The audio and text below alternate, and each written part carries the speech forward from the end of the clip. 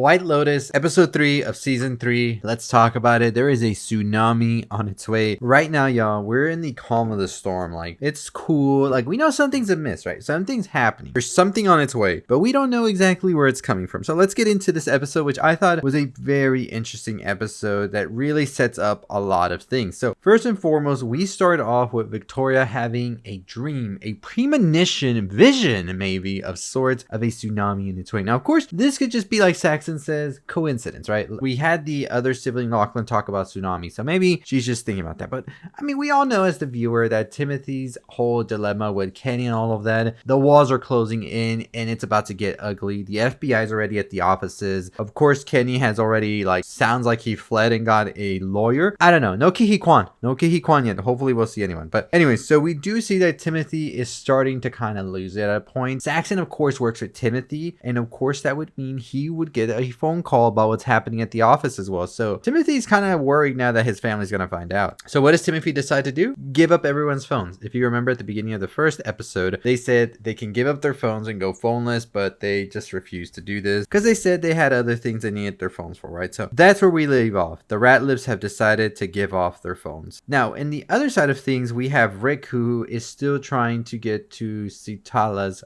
husband for some reason. Sitala, of course, is the owner of the White Lotus, and her husband is somebody who Rick has had his eye on since the beginning, and he decides to go to Bangkok. Now, he goes out to Bangkok first, and then he goes with Chelsea and he gets high and pretty much go to like a snake show of sorts where he lets out all the snakes loose, and we see one of them actually bites Chelsea. I was worried for Chelsea when she's being taken that we wouldn't know what happened to her, but eventually we see she's okay and she's gonna live. So that's a good thing right there. But we do learn that cobras are very, very poisonous. So I'm curious if the cobra will make another appearance in this season. But let's move on more. So more monkeys. I think, and I've said it before, many have said that monkeys are going to be a very crucial part about this season. I think monkeys are really going to be intertwined with what happens with the gun, and I'll talk more about that in some other episodes as we get closer to that finale and grand reveal, who is the body. But we do see that Rick goes to his talks and he talks more about his father, how he knows his father was a great guy, but he didn't get to meet him because he was murdered. And now I'm wondering if maybe the reason Rick wants to find the owner's husband is because he may have a part in what happened to Rick's father, right? There would be something that Rick wants from this guy that he's so desperately trying to get, and it sounds like Rick is maybe trying to close that wound and all the things that happened there. So that's one possibility now I'm thinking, is that Rick wants retribution or he wants answers. Maybe this guy knew his dad or knows what happened to him, and that's all that Rick is looking for here, right, as well. Now we also have Belinda, who we did know in this episode was going to confront Greg, who is now going by Gary, and she does that. She's on a whole thing with Ponchai and they are having dinner, and eventually we see that she sees Gary,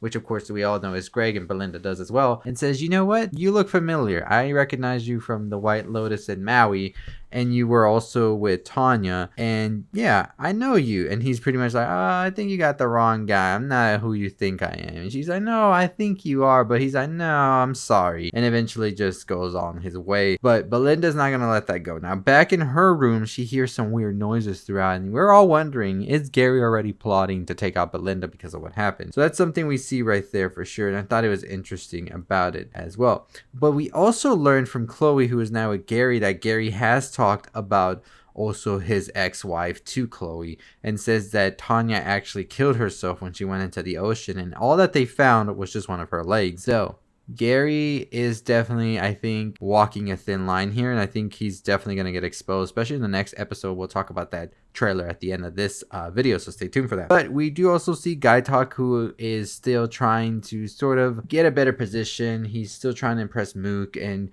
we see that he tells Mook how Shitala was very excited to see him and saying he did a great job and he's so brave and things like that. So this relationship with Mook and Gaitok pretty much is like the most like romantic thing we have this whole season. I think Chelsea and Rick also have some romantic moments here and there. Like sometimes they do have tender moments. I think Rick is just really, as Walton Goggins says, a guy who had a lot of soul but is soulless right now. So that's one thing right there for sure. Now back with the friends, we hear that one of the friends is actually a Republican, and the other friends were kind of like, what? of like surprised by this, and even goes as far as to say, without even saying it, that they voted for Trump. So now the other two friends are kind of looking at her like, yeah, we don't know who you really are no more, right? And I thought that was such a funny back and forth that they were having right there. I think that Mike White writes these things really, really like well. Like, it's like Mike White does have these, like, like sometimes you can tell when a writer really comes from a genuine place, and that writing was really good right there. Now, of course, one of the friends are still trying to get one of the friends to get into a relationship with Valentine. We even see them take it a step further in this episode, and we're definitely going to see what happens in the next one, because we see in the next episode in the trailer that they're going to go out with Valentine and his friends, so it's going to get a little wild, I think, for sure. We also see Chloe and Saxon starting to get a little bit close to each other, and it seems that Gary has sort of taken notice to this and may not be too happy about what's going on. I think we'll see. I also like the whole relationship that's brewing between Ponchai and Belinda. I think it's really sweet, and I'm hoping that we get a good like ending for both of them as well, but we never know, right? So Tsunami is definitely a big part of this season, and I think it's going to play an even bigger part towards the end. I don't think we'll see a physical tsunami, but I think we'll see an emotional tsunami coming from somewhere. There's like 3 or 4 big things that could happen, and knowing the White Lotus, probably just one is going to happen. So I'm very curious about what that's going to be, but we do see in the upcoming episode that Fabian is maybe getting ready to get rid of Guy Talk, as it has been said before, and we see them having a discussion in the next episode. Also, the whole thing with the friends and Valentine's friend meeting up in the city, I think that's going to get a little messy right there. And also, Timothy seemingly is becoming more of a druggie. He's really trying to find a way to sort of cope with what's happening to him and everything, and trying to keep it away from his family. But I think the biggest thing is this boat trip with Gary and Chloe, and also the Ratliffs were invited, and Chelsea. So I think things are going to get a little messy there. There is a scene in the trailer, like the season 3 trailer, where I think we see a lot of things are going to happen on this boat. So we'll talk more about that in the theory video coming up next. But definitely this episode, I think that Gary is on to Belinda, and Belinda's going to be on to Gary as well, because we also see that Belinda is looking into Gary and what happened to Tanya. And I think that Gary's going to get a little bit suspicious about Belinda as well in the next coming episodes. But let me know what you think about them. I'm very excited. Things are really starting to heat up.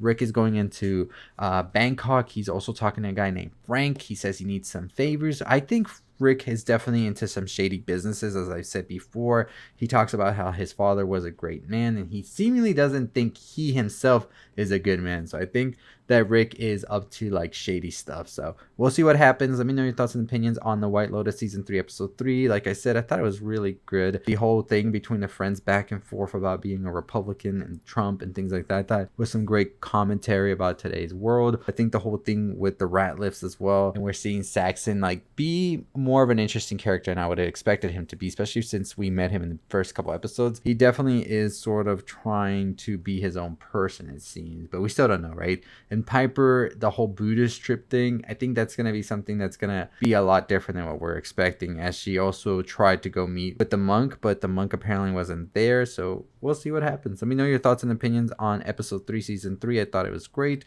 but I think that we definitely are getting some interesting stuff here.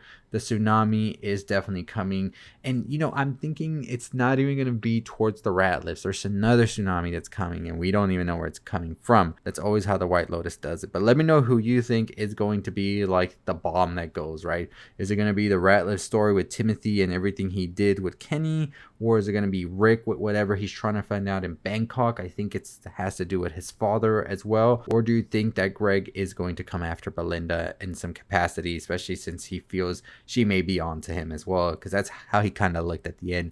But as always, that's going to do it for me. Hit the subscribe button, hit the notification bell. Let's get to 40,000 subscribers. We're about to hit 38K. Super excited about that. We got the Oscars tonight. We'll be dropping some shorts, and we'll have a full discussion tomorrow morning, so stay tuned for that. As always, I'll see all of you next time on the road to 40K. Stay safe, stay positive.